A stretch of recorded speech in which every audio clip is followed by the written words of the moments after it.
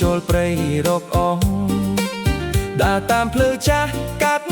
ព្រៃស្រល់មិនទាន់បានអបផងបេះដូងលោតខ្លាំងព្រោះបានជួបនារីម្នាក់ញញឹមក្រោមលប់ឈើ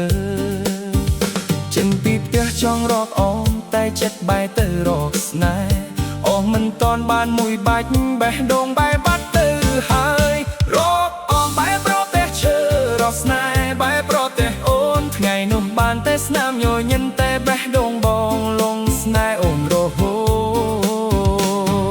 តអូមួយបាច់ក៏នៅតែខ្វះតែរូបអូននៅពេញក្នុងចិត្តថ្ងៃក្រោយបងសុំឡើងភ្នំដងទៀតមិនមែនរកអស់ទេបងរកអូនវិញ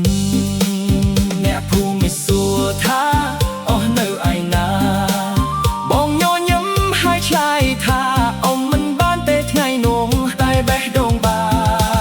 នមកចារួចហើយ